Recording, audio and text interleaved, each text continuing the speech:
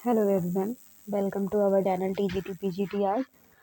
हम कल chapter 10 complete कर रहे थे, जिसमें से हमने पोर्ट्रेट पेंटिंग के जो चित्रकार थे उनको कवर अप कर लिया था। आज हम लैंडस्केप आर्ट के चित्रकारों को देखेंगे। 3 चित्रकार थे जिनको हमने कंप्लीट किया था।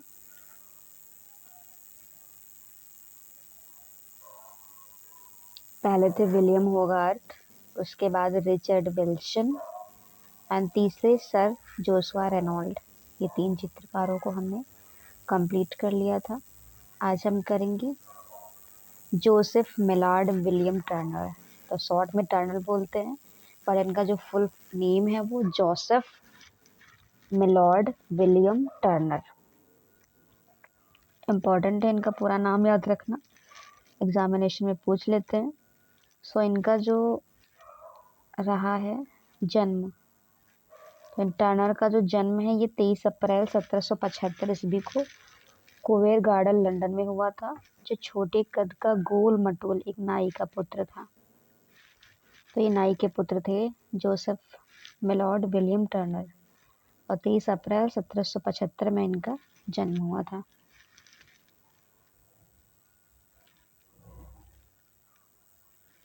ब्रिटिश रोमांसवादी भूदृश्य चित्रकला के इतिहास में टर्नर अद्भुत, प्रतिभाशाली व प्रसिद्ध चित्रकार थे। ये जो पेंटिंग है टर्नर ने बनाई है, डीडो बिल्डिंग कार्थेज, जो ऑयल ऑन कैनवस पे बनाई गई है और नेशनल गैलरी लंदन में एस्टैब्लिश है। टर्नर जो हैं दृश्य चित्रकार के साथ साथ प्रिंट मेकर भी हैं और वाटर कलरिस्ट भी थे। वह अपने अभिव्यंजनावादी रंगों, कल्पनाशील दृश्यों या अशांत तथा हिंसक समुद्री चित्रों के लिए बहुत प्रसिद्ध थे। प्रारंभ में जब उनके पिता उसकी कला के प्रति रुझान को देखकर कला गुरु के पास प्रशिक्षण की याचना करने गए, तो उत्तर मिला कि किसी चमार के पास जूते बनाने भेजो, वह कला क्या ही सीखेगा, वह कभी भी कलाकार नहीं बन सकता। फिर भी टर्नर ने हिम्मत नहीं हारी और अटूट लगन, कठोर साधना करते करते उसने अपनी प्रतिभा को अपने आप चमका दिया। तो टर्नर के प्राय जो सब्जेक्ट रहते थे वो समुद्री दृश्य को लेकर नदियाँ, पर्वत, सुंदर भवन, चमकती हुई धूप, गंभीर तथा मेघों से आच्छादित आकाश का चित्रण अच्छा लगता था। इनके सब्जेक्ट यही रहते थे। तो वर्ष 1791 में टर्नर ने रॉयल अकादमी ऑफ आर्ट का प्रथम तैल चित्र बनाया था, चांदनी रात्रि का अध्ययन। इम्पॉर्टेंट है, 1791 में बनाया और किसके लिए बनाया था? रॉयल अकादमी ऑफ आर्ट में बनाया था, चांदनी रात्रि का अध्ययन।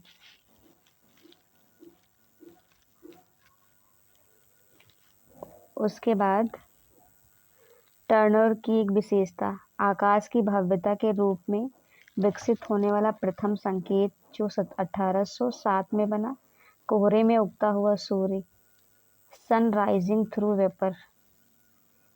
ये भी इम्पोर्टेंट चित्र है। 1839 में उसने पॉलीफेमस अश्व से उतरता यूलिसीस शीर्षक से अपना चित्र बनाया था। शिपरेक नामक चित्र कृति टर्नर का उत्तम समुद्री चित्र है। उसके बाद टर्नर ने जीवन पर आधारित एक पेंटर, द पेंटर, 2011 में ब्रिटिश लेखक रेबेका लेनकेविच द्वारा लिखा गया। ये इम्पोर्टेंट है कि टर्नर के जीवन पर आधारित एक नाटक लिखा गया, और उस नाटक का क्या नाम था? द पेंटर, 2011 में, और ब्रिटिश लेखक रिबेका लेनकेविच ने लिखा था। नेक्स्ट है ब्रिटिश फिल्म निर्माता माइक लेह ने टर्नर की एक बायोपिक फिल्म मिस्टर टर्नर को निर्देशित किया, जिसमें अभिनेता का किरदार निभाने वाले इस पॉल को 2014 के कांस फिल्म फेस्टिवल में सर्वश्रेष्ठ अभिनेता का पुरस्कार मिला था। इम्पोर्टेंट है ये।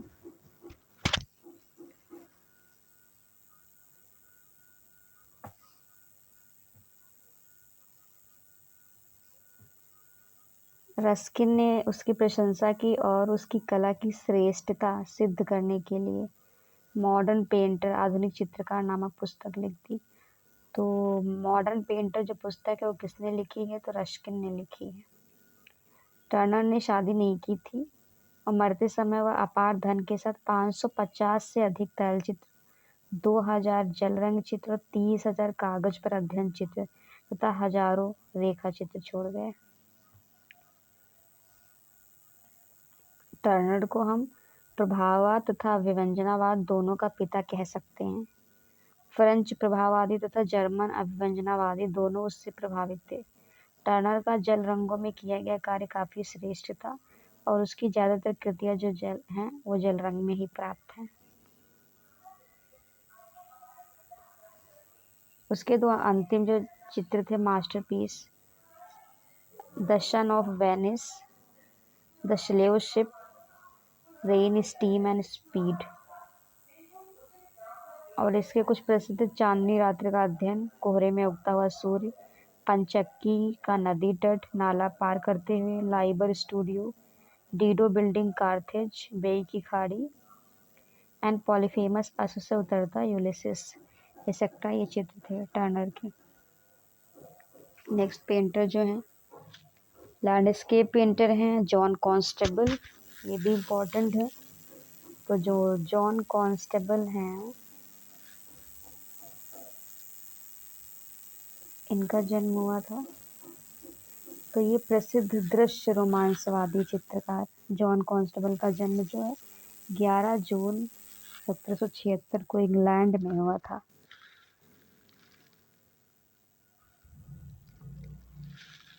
और ये इम्पोर्टेंट पेंटिंग है इनकी भूसा गाड़ी, हे वेन, तो इम्पोर्टेंट है और एग्जामिनेशन में पूछी भी गई है।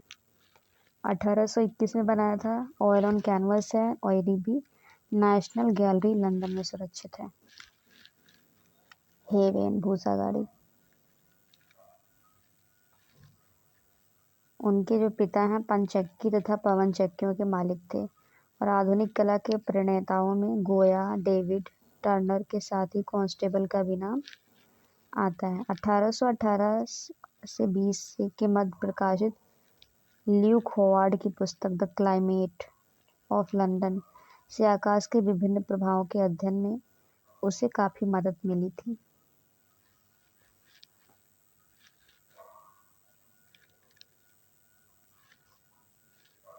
अठारह में प्रदर्शित भूसा गाड़ी, हे वेन, उसकी प्रसिद्ध कृति है। इस चित्र के रंगों के चमक से दिलाकरा इतना प्रभावित हुआ था कि प्रदर्शनी में लगे चित्र कियोस्क में नरसंहार को 15 दिन में पूरी तरह नए और चमकदार तेज रंगों में दोबारा चित्रित कर दिया।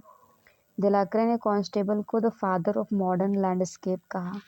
कांस्टेबल ने इस चित्र को तैल माध्यम पे बनाया था और यह चित्र नेशनल गैलरी लंदन में सुरक्षित है और यह नेशनल गैलरी का दूसरा सबसे प्रसिद्ध चित्र है। प्रथम जो है वो टर्नर का था फाइटिंग टेमेरेयर, इसके लिए BBC रेडियो ने वोटिंग करवाई थी। नेक्स्ट पॉइंट हमारा है, वह प्रथम चित्रकार था जिसे खुला वातावरण में चित्रण करना बहुत पसंद था और वह प्रथम चित्रकार था जिसने खुले वातावरण में चित्र बनाना शुरू किया। 1825 में उसने अपना चित्र उछलकर लांघता हुआ अश्व बनाया।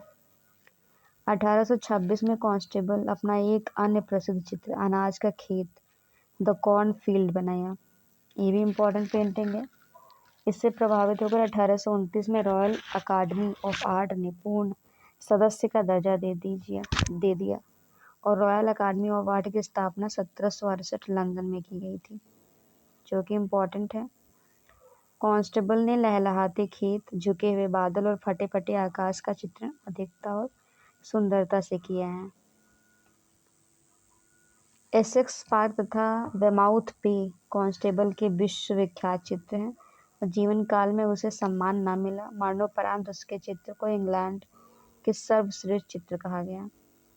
कांस्टेबल के जो चित्र हैं भूसा गाड़ी, हे वेन, स्तूल नदी के किनारे का एक दृश्य, उछलकर लांघता हुआ अश्व, अनाज का खेत द कॉर्न फील्ड इत्यादि। सो हमने चैप्टर 10 कंप्लीट कर लिया है। Thank you so much everyone for watching this video, and if you like this video, please share, like, share and subscribe our channel.